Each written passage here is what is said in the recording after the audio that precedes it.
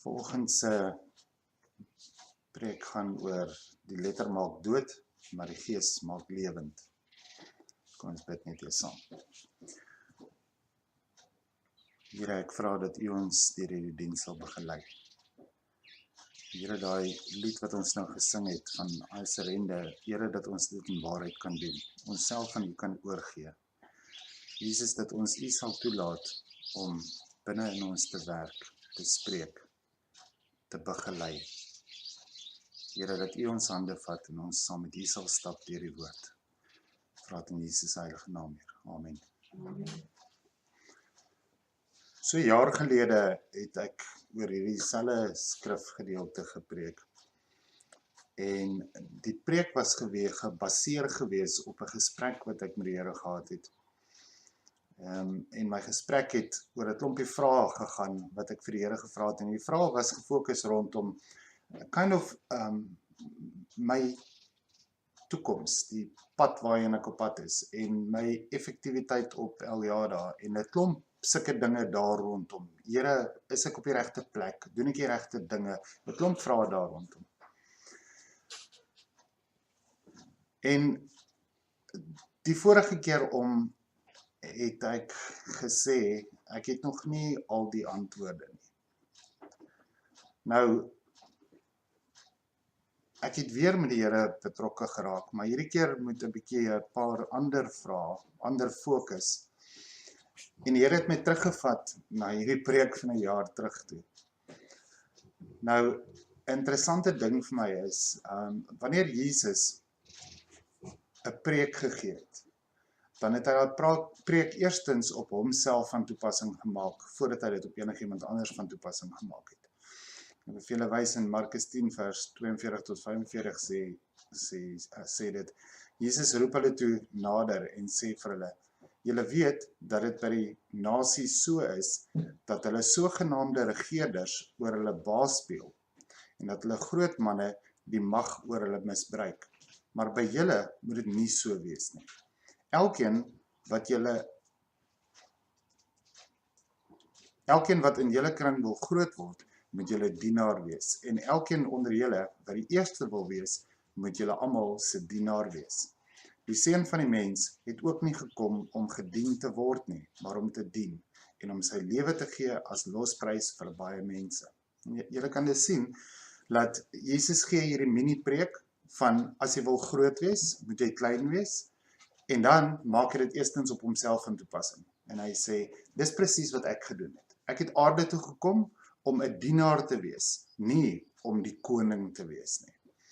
Wanneer Jesus die volgende keer gaan kom, gaan dit in 'n ander sin wees. Dan kom hy as die leeu van Juda, as die koning, as die regerder, en hy gaan kom oordeel oor die nasies, en dit gaan die eindtye wees. Maar dit was nie die fokus van Jesus se eerste koms nie. En ek sal 'n bietjie meer nou sê oor wat dan die fokus van Jesus se eerste koms was. Maar hier sê hy het gekom om 'n dienaar te wees. So, maar met hierdie gedeelte wil ek dit vir julle sê, dat toe die Here nou weer met my praat oor hierdie gedeelte, was my fokus regtig gewees, wat moet ek hiermee doen? Wat moet ek met hierdie gedeelte doen? En om dit ook eerstens op myself van toepassing te maak. Nou, ons skrifgedeelte vir vandag is 2 Korinte 3 vers 3 tot 6. Dit is tog duidelik dat julle 'n brief van Christus is, deur ons diens geskrywe, nie met ink nie, maar die gees van die lewende God, nie op klip nie, maar op die harte van mense. Paulus sê hierso, dat die mense van die gemeente, en ek meen, daar kan ons onsself mos nou instel, ons as mense, is geskryf deur die diens van mense wat God se woord na ons toe bring. Maar dis nie hierdie, soos vir die 10 gebooie op klip uitgekap was nie. Dis in ons harte geskrywe. God se woord in ons harte. En dan word ons die lewende woord, kan ek sê. Né? Ons word dan die brief uit na die mense toe. Daar is 'n gedeelte wat sê, hoe mooi is die voete van die wat die goeie nuus bring. Nee, nou, daai goeie nuus was aan my gebring. En my taak is om nou daai goeie nuus te gaan wees vir die wêreld. Ja? Julle kry my? Ons sê dit omdat ons deur Christus ten volle op God vertrou. Uit onsself is ons nie in staat om iets te bedink asof dit uit onsself kom nie. Ons bekwaamheid kom van God. Want wat ons bekwaam maak om bedienaars van die nuwe verbond te wees. Nie van die letter nie. Die nuwe verbond, nie van die letter nie. Maar van die gees. Die letter maak dood. Die gees maak lewend. Dis 'n klein bietjie soos vanoggend, wat ek vir julle gesê het, kom ons sing 'n bietjie almal saam, né? En julle gesê het, ja, maar ons sing vals, ja. Dis okay, ja. Dis okay om vals te sing. Dis nie okay om nie te sing nie, ja. Die punt is, ek glo dat God het my toegerus om te doen dit wat hy van my verwag. As ek dan vals sing, wel, dan was dit God se idee gewees. Dan moet ek kan vals sing, sodat ander mense 'n bietjie kan glimlag, en kan sê, wel, dan sal ek 'n bietjie harder moet sing, want ek kan toon hou, ek sing nie vals nie. Dat ons almal darm nie Isak se vals stemmetjie hoor nie, ja? Maar om te sing, dis die punt. Nou, ek wil vanmôre vir julle wys, dat 'n verkeerde toepassing van die Ou Testament, en veral die Ou Testamentiese wette, daai verkeerde toepassing, verkeerde hantering van die wet, dit bring dood. Die verkeerde hantering van die Ou Testament, verkeerde hantering van die wet, bring dood. Die toepassing van die Ou Testament, deur die oë van die Nuwe Testament, dit bring lewe. In hierdie week wat verby is, het ons 'n klomp kere gepraat oor Ou Testamentiese wette en verordeninge, en het ons geprobeer om sin daaruit te maak, ja, en goed wat die Here vir die Israeliete gesê het terwyl hulle daar in die woestyn was, en dan het hulle droog gemaak, en dan was daar mense doodgeslaan met weerlig, en hulle het die pes gekry, en die grond het onder hulle oopgemaak, en hulle het verdwyn, né? Vreeslike wetties gedrewe, en toe het 'n paar van julle nog die bright comment gemaak om te sê, ons wens dit was nog so gewees, want dan het die mense ten minste presies geweet. Wel, my punt vanmôre is juis dit. Daai wettiese toepassing van die Ou Testament, die Ou Testamentiese wette, dit bring dood. Die Gees bring lewe. Die toepassing van die Ou Testament deur die oë van die Nuwe Testament, dit bring lewe.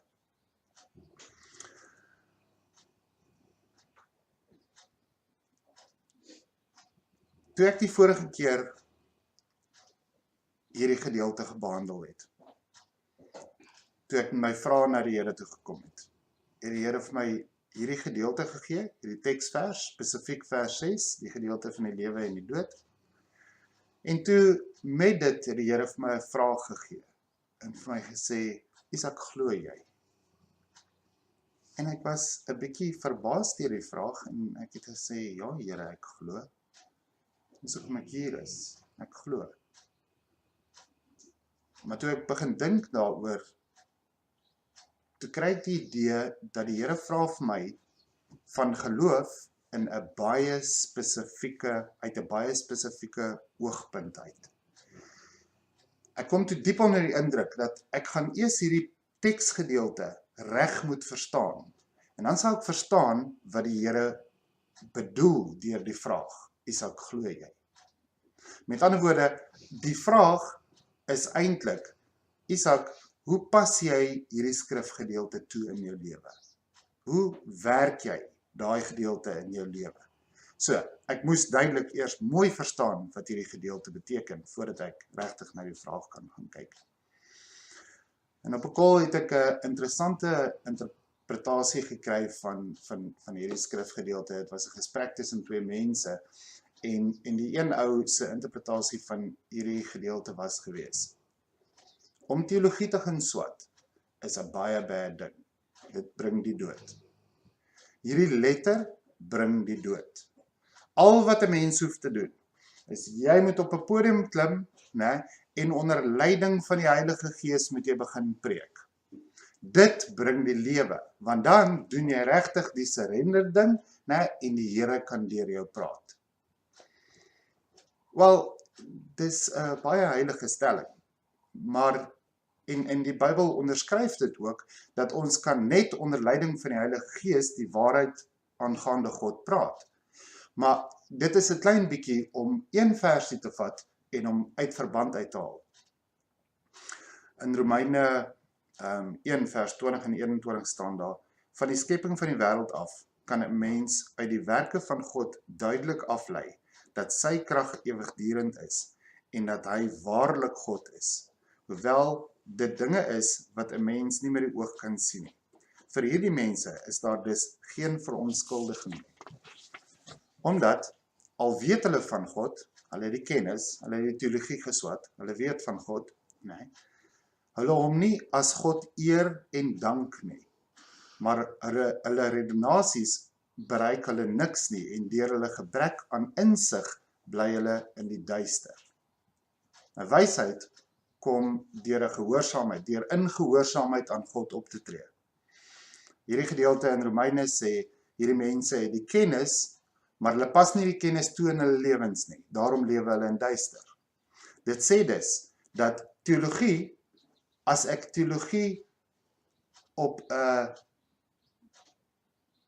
tipe van, wat se vlak sal 'n mens nou sê, akademiese vlak. Teologie op 'n akademiese vlak, dan bly dit net kennis. Wanneer ek dit toepas in my lewe, dan word dit wysheid. Dit sê dan juis, en ek gaan 2 Timoteus 3 vers 16 en 17 ook daarby bybring, die hele skrif is deur God geïnspireer en het groot waarde om in die waarheid te onderrig, dwaling te bestry, verkeerdhede reg te stel en 'n regte lewenswyse te kweek. Luister mooi, sodat die man wat in diens van God staan, volkome voorberei en toegerus sal wees vir elke goeie werk. Daai gedeelte saam sê, ek het dit nodig om God se woord te gaan bestudeer. Net vir interessantheid, teologie kom van 2 Griekse woorde af. Die een is theos, wat beteken God, en die ander een is logos, wat beteken woord. Teologie, God, woord. Ons kan dit verstaan as God se woord, soos in die Bybel, maar die woord het 'n dieper betekenis as dit. Dit sê die verstaan van die woorde aangaande God. Met ander woorde, om teologie te doen, is om God te bestudeer. Ja? Nou, uit die aard van die saak uit, die Bybel is die volkome openbaring van God aan mens. So, teologie is om God te bestudeer. En die rede daarvoor is, sodat die man wat in diens van God staan, volkome voorberei en toegerus sal wees vir elke goeie werk. So, as hierdie interpretasie van 2 Korinte 3 dan nou die verkeerde een is, wat sê, ek moet nie teologie doen nie, ek moet net onder leiding van die Heilige Gees opstaan en praat, as dit dan die verkeerde vertolking is, wat is dan nou die regte vertolking? Die letter maak dood, die Gees maak lewend. In die eerste 3 verse van 2 Korinte 3 gee Paulus vir ons gedeeltelike insig daarop. Dit sê, begin ons weer onsself aanprys, of het ons miskien, soos party ander mense, aanbevelingsbriewe aan julle of van julle nodig. Julle is self ons aanbevelingsbrief, geskryf op ons harte, vir almal om te lees en te verstaan. Dit is tog duidelik dat julle 'n brief van Christus is, deur ons diens geskrywe, nie met ink nie, maar met die Gees van die lewende God. Nie op klip nie, maar op die harte van mense. Nou hierdie verse wys vir ons, dat geloof gaan eerstens oor 'n verhouding, nie eerstens oor die letter nie, oor reeltjies en regulasies nie. Godsdiens in die sin van ja, dis altyd vir my nog 'n ding. In Engels is daar 2 woorde en die een is religion en dan sê ons ook religiously following rules en dan is daar faith. Maar in Afrikaans weet ek nie daarvan dat daar 2 woorde is wat die 2 dinge so mooi apart stel nie. In Afrikaans gebruik ons godsdiens en geloof. En dis maar godsdiens dan nou in die sin van religion, om reeltjies mooi na te volg. Wel, dit lei na die dood. Weet julle hoekom? Want nie een van ons kan die wet perfek hou nie. En as ek een stukkie van die wet geoortree het, het ek alles geoortree. En daarom sê hierdie gedeelte, die letter maak dood. Wetsonderhoud lei net tot die dood, tot oordeel, want ek kan nie die wet perfek hou nie. Verhouding, in kontras met hierdie godsdiens religion ding, verhouding is passie gedrewe, né? Verhouding is passie gedrewe. Verhouding steun op genade, ja? Tussen my en my vrou, ons verhouding, die feit dat ons baie lief is vir mekaar, sê nie dat ons gaan nooit verkeerd teenoor mekaar optree nie. Maar daai verhouding sê, dat as ek oor haar lyne trap, dan gaan sy my met genade hanteer. Dit sê nie, sy aanvaar die dinge wat ek verkeerd doen nie, maar sy gaan my met genade hanteer. Verhouding is passie gedrewe, is gegrond op genade, en dit lei tot lewe, nie tot dood nie. Ja? Vers 6 van 2 Korinte 3 gaan oor die bekwaamheid vir diens tot God, met ander woorde ministry. Uit onsself is ons nie in staat om iets te bedink asof dit uit onsself kom nie. Ons bekwaamheid kom van God, wat ons bekwaam gemaak het om bedienaars van 'n nuwe verbond te wees. Nie van die letter nie, maar van die gees. 'n Nuwe verbond. Nie van die letter nie, maar van die gees. Die letter maak dood, die gees maak lewend. Daai vers onderskei tussen die Oud-testamentiese predikant en die Nuwe Testamentiese predikant. En is nogal 'n interessante ding vir my, want as ons aan die Ou Testament dink, dan dink ons aan die wet, en die Nuwe Testament dink ons aan geloof. Elkeen wat glo, sal die ewige lewe beerf. Maar ek dink nie is heeltemal 'n regte siening daarvan nie. Dis nie 2 entiteite nie, dis nie 2 stelle inligting nie, dis 2 ooreenkomste. Die ou ooreenkoms of die ou verbond en die nuwe ooreenkoms of die nuwe verbond is die Nuwe Testament. Hebreërs 8 vers 13 quote Jeremia 31 en onderstreep die feit dat die ou verbond is vervang met die nuwe verbond. Dit sê,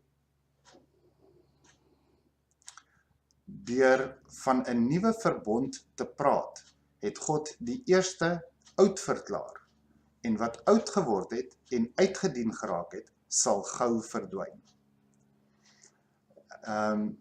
Die Griekse woord verwys na hierdie 2 verbonde, die oud en die nuut, as uitgedien en vars. Die ou verbond is uitgedien, die nuwe verbond is vars.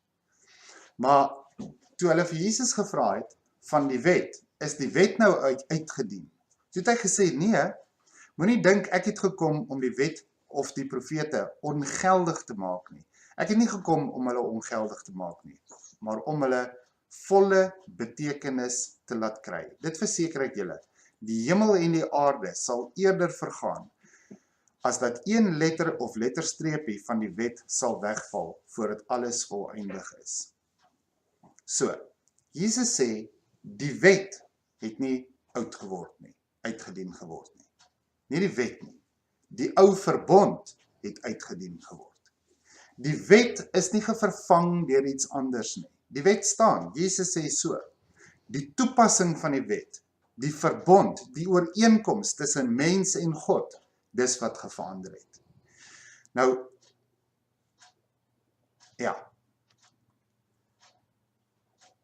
om vir julle 'n prentjie te probeer skep om die verskil tussen hierdie twee verbonde en die doel van die wet dan nou te probeer wys, wil ek vir julle sê.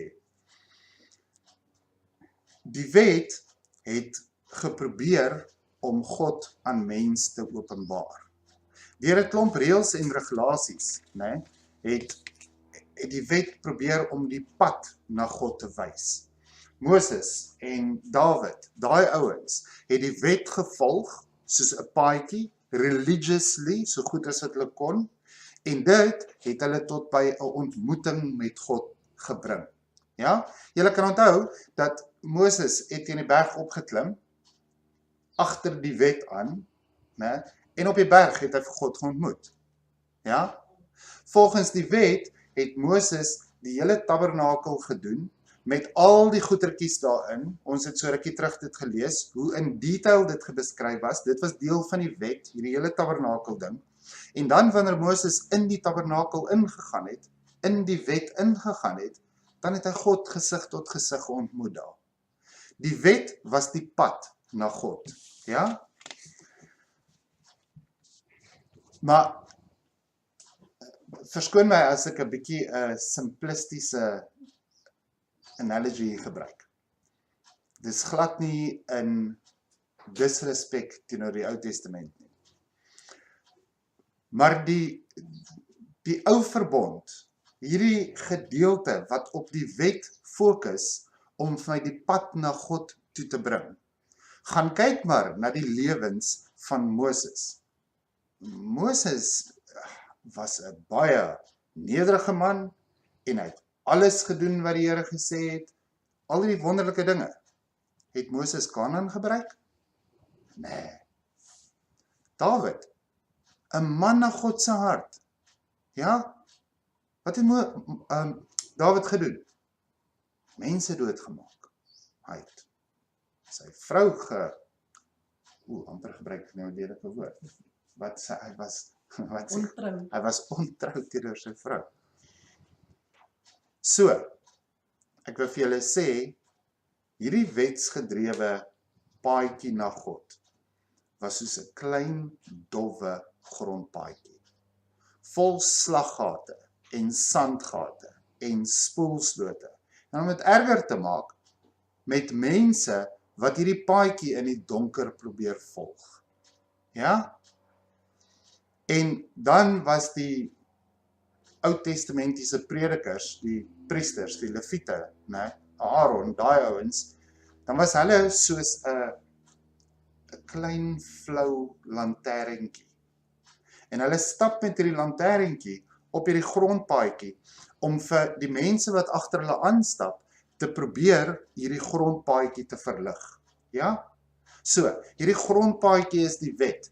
Hierdie ouens stap in die wet af en wys vir die mense, hier is die pad na God toe. Maar terwyl hulle met hulle klein lanterntjie stap, trap hulle in slaggate en slat neer, soos Moses, soos Dawid, ja.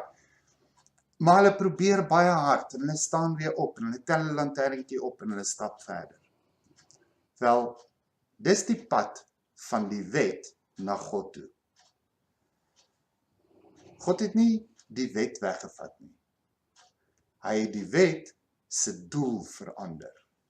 Die ou verbond was gewees, stap op hierdie klein, dowwe, onverligte of swak verligte grondpaadjie en dan sal jy by God uitkom. Dit was God se belofte, ja? Maar dit was taaf. Wel, Galasiërs 3 vers 19 tot 29, ek gaan nie julle stuk lees nie, maar dit verduidelik die verskil tussen die twee verbonde.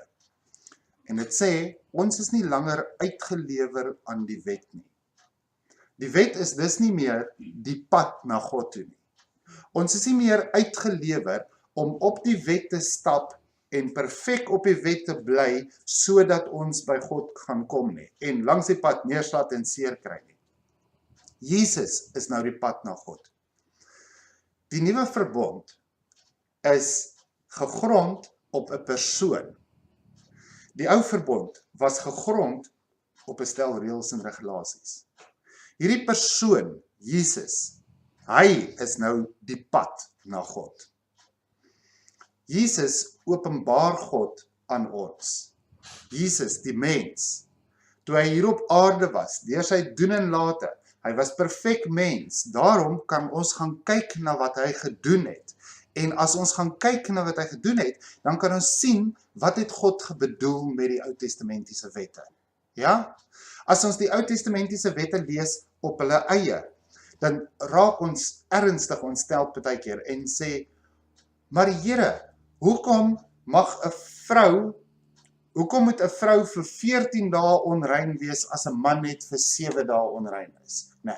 Here, hoekom was hierdie wette so verskillend toegepas? Nee. Here, hoekom is hierdie dinge so kompleks? Maar dan gaan kyk ons, toe Jesus aarde toe gekom het, en ons gaan kyk hoe hy daai wette toegepas het. Nee. En dan kry ons insig in wat God se bedoeling met die wette was. So Jesus was mens, volkome mens, om vir ons te kom wys, hoe moet ons die Ou Testamentiese wette toepas. Wel, Jesus het gesê, daai is 'n vrou, julle sê, volgens die wet moet sy nou met klippe doodgegooi word. Wel, ek sê vir julle, die van julle wat geen sonde het nie, gooi. En toe draai hy Jesus na haar toe, en hy sê vir haar, vrou, jou sonde is jou vergewe. Dit was Jesus se toepassing van die wet. As ons na die Ou Testamentiese wet gaan kyk, dan moet ons deur Jesus se oë daarna gaan kyk. En sê, jou sonde is jou vergewe. Ek is nie die een wat gaan klippe gooi nie. Maar jy sien, Jesus is ook volkome God. En omdat hy volkome God is, kan hy vir ons daai wette volkome wys, maar hy kan die straf van die wette volkome wegvat. Daarom het hy vir ons aan die kruis gesterf. Jesus het nie net aarde toe gekom om vir ons te wys hoe ons die wet moet hou nie. Jesus het aarde toe gekom om die skerpkant van die wet te kom wegvat. Die valbuil van die wet.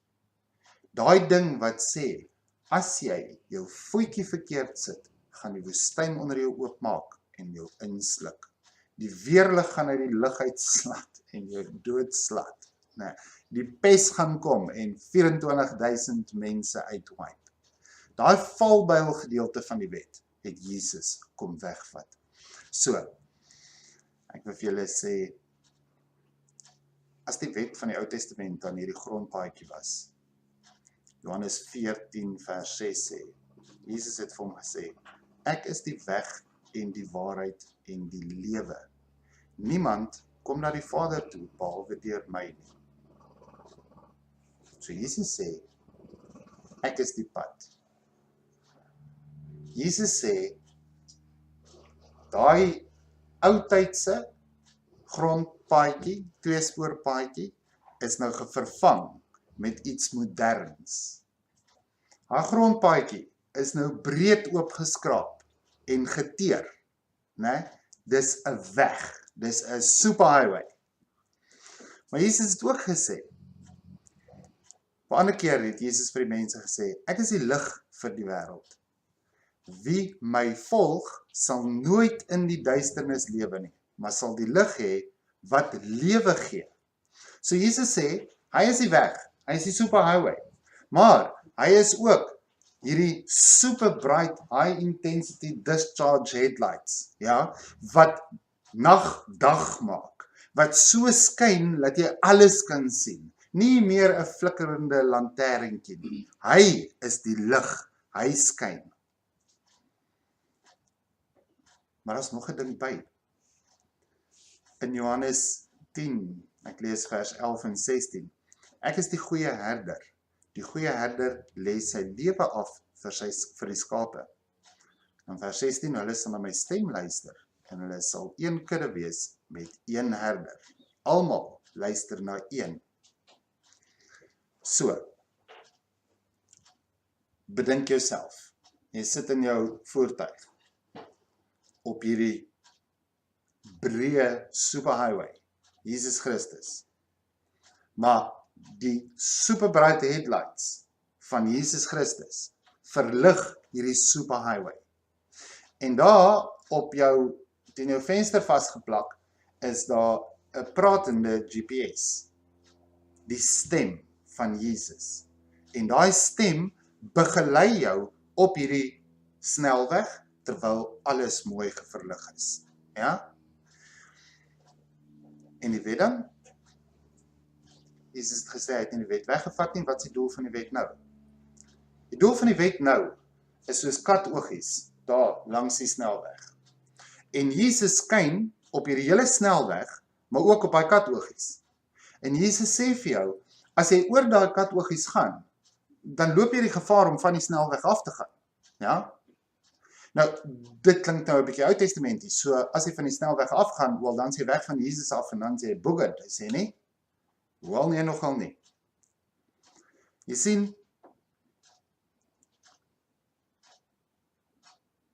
die Ou Testamentiese wet, hierdie smal paadjie, het die wet gehad as oordeel.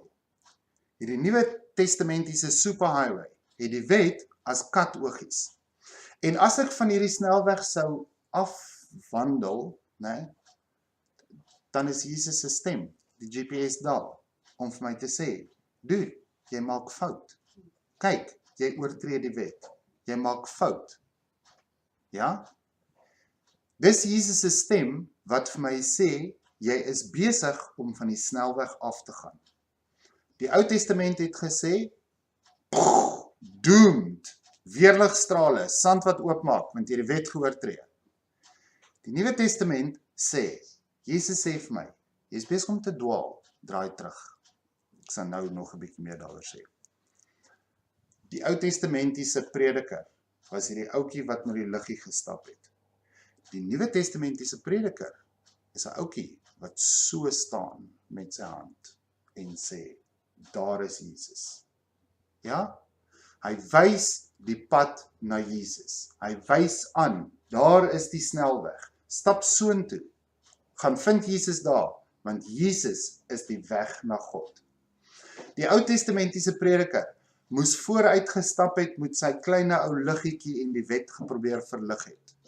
Die Nuwe Testamentiese prediker se taak is net om na Jesus te wys en te sê, hy is die weg en die waarheid met die lig en die GPS en die hele ding. En as ek van die Nuwe Testamentiese prediker praat, dan moet ek julle herinner aan Matteus 28 vers 19 en 20 waar Jesus vir elkeen van ons gesê het, gaan dan heen, maak disippels van alle nasies. As ek van die Nuwe Testamentiese prediker praat, dan praat ek van elke Christen. Elke Christen. Elke Christen het die taak om 'n Nuwe Testamentiese prediker te wees, om te gaan en God se woord vir die wêreld te bring, om te gaan en te wys na Jesus. Nou, ek het in die begin vir julle gesê, die Here het saam met hierdie teksvers vir my 'n vraag gevra en gesê, Isak, glo jy?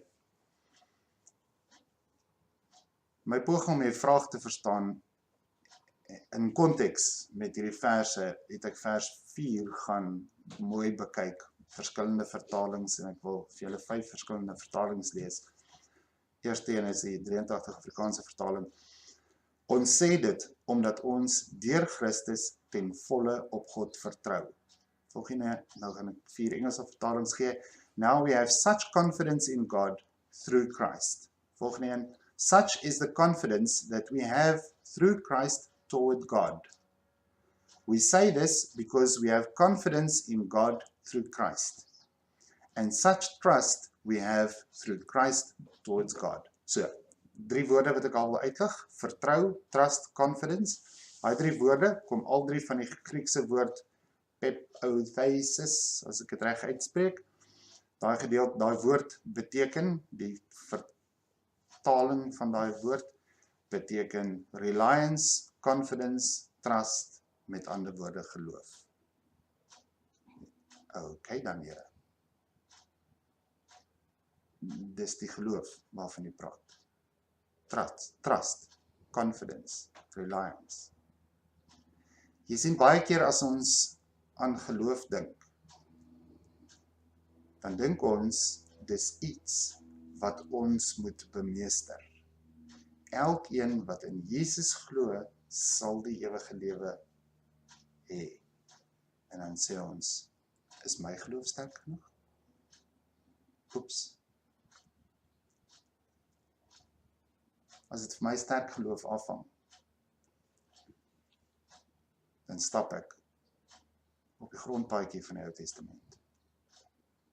As dit van my sterk geloof afhang, as dit van my afhang, dan stap ek agter 'n flikkerende lanterntjie aan, saam met Moses en Dawid, daai ouetjies. Die Here het vir my gesê, is jou geloof gegrond in jou vermoë om te geloof, om te glo? Of is jou geloof gegrond in absolute vertroue op Jesus Christus? Dit gaan oor hom. Dit gaan oor Jesus. Jy sien, selfs met al hierdie hulpmiddels, selfs met hierdie pragtige breë snelweg,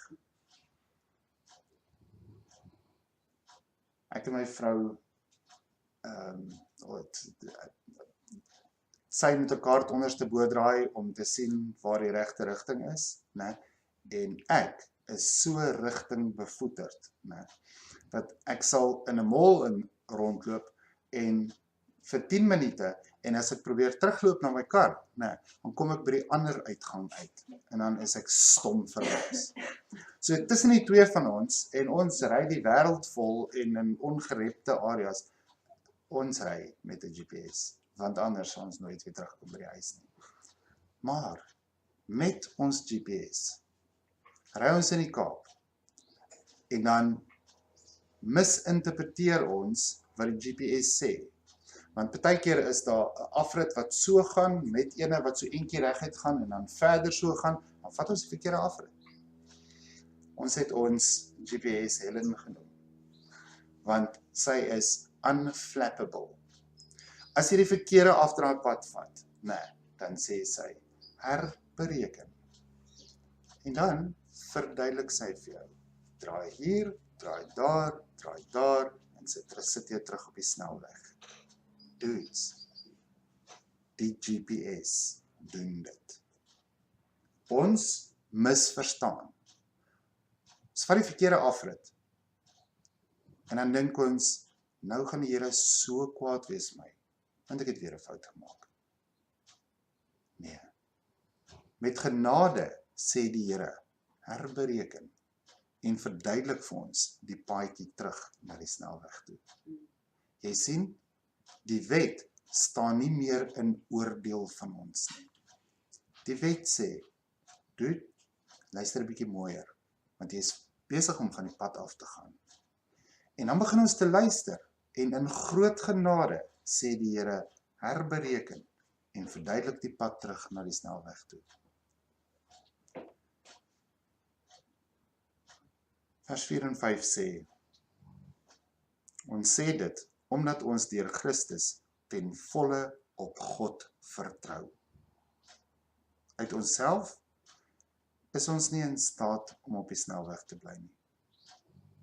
Ok, dis nie regtig vir die vertaling sê nie. Dit sê, uit onsself is ons nie in staat om iets te bedink asof dit uit onsself kom nie. Ons bekwaamheid kom van God. So dit hierdie is die kraks hiervan. Wanneer ons nog steeds fokus op die moets en die moenies, eintlik, wanneer ons fokus op die moenies van die wet, julle weet almal hoe is die 10 gebooie in die wet geskryf, jy mag nie dit nie, jy mag nie dat nie, daar's baie min positief daaroor. Wanneer ons op daai manier op die wet fokus, dan lewe ons nie in geloof nie. Bekommernisse oor wetsonderhoud sê ek vertrou op myself. Wel, dis nie geloof nie. Dis religion. Dis verdienstelikheid. Geloof sê, Here Jesus, ek weet, U is in beheer van my lewe. En die rede hoekom dit is net omdat ek gekies het. Ek het gekies om te sê, Here, hier is ek, stuur my. Maar terwyl U my stuur, stuur U my nie vooruit nie. Hy stap, hierdie stuurding, is sy hand, is in my hand. En hy stap op paadjie saam met my. Wanneer ek sê, hier is ek, Here, stuur my, dan stuur hy my nie weg van homself af nie. Hy stap hierdie pad met my. Hy ry met my in my karretjie op die superhighway, Jesus. Hy verlig die pad. Hy sê vir my, stap vir stap. Hier moet jy draai, daar moet jy dit doen, daar moet jy dat doen. Wanneer ek verkeerd gaan, verkeerd hoor, verkeerd optree, stadige reaksies, wat ook al, dan sê hy, nee, jy het 'n fout gemaak. Draai hier af, draai daar af, en daar kom ons terug op die snelweg. Ja? Geloof sê, hy is met my. Deur my foute, deur my tekortkominge, deur my vals sin, deur nie altyd reg verstaan nie. Geloof sê, God is in beheer van my lewe.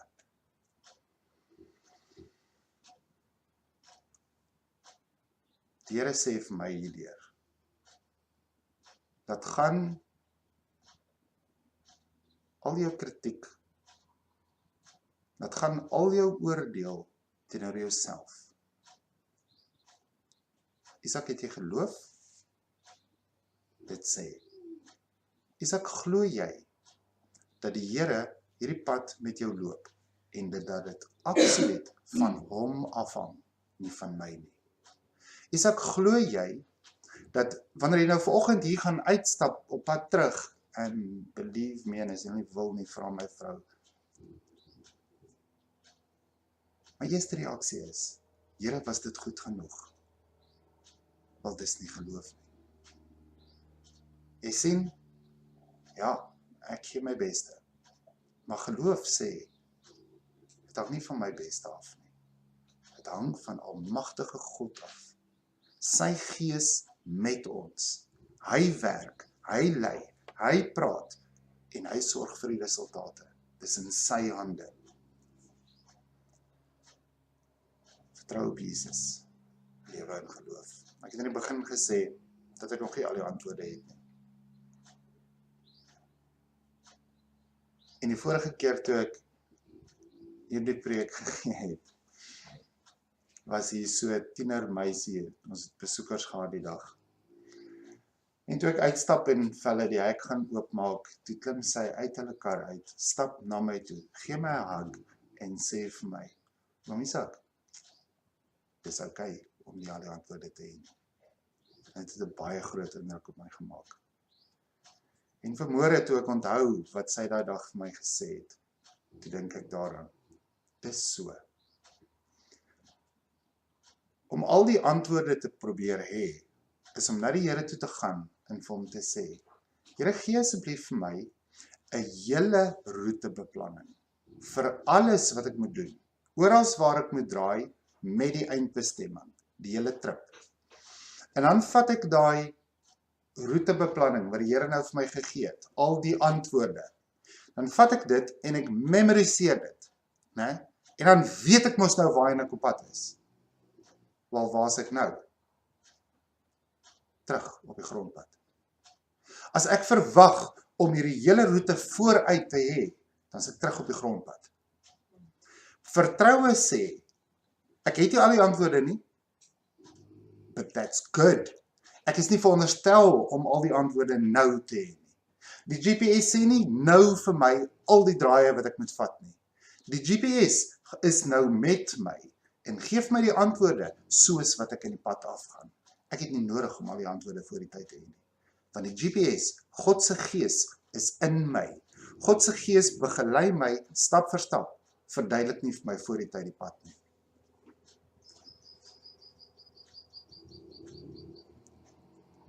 Die verkeerde toepassing van die Ou Testament, vir al die wette, bring dood. Die letter bring dood. Die Gees, die regte toepassing van die wette. Die toepassing wat sê, die wette is daar om vir my te wys en om my te herinner. Maar die weg is Jesus. Hy is die pad waarop kan, daar is die padhals nie. En hy praat en hy verlig en my vertroue sê, dankie Here, ek weet dat U is met my die hele tyd. Ek kan ophou om in oordeel van myself te lewe. Ek kan in vertroue lewe dat die Here het my. He's got my back. Hy het my. Hy sal sorg dat dinge reg uitwerk.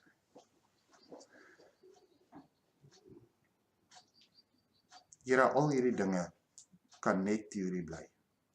Sonder die Gees, Heer, in ons, het ons geen kans nie. Here, daarom is dit in groot dankbaarheid wat ek sê, Heer, toe U gesê het, gaan wag in Jerusalem, totdat my Gees oor julle kom, was U ernstig daaroor. En Here, toe het U hom, die Gees op ons uitgestort. En U doen dit steeds.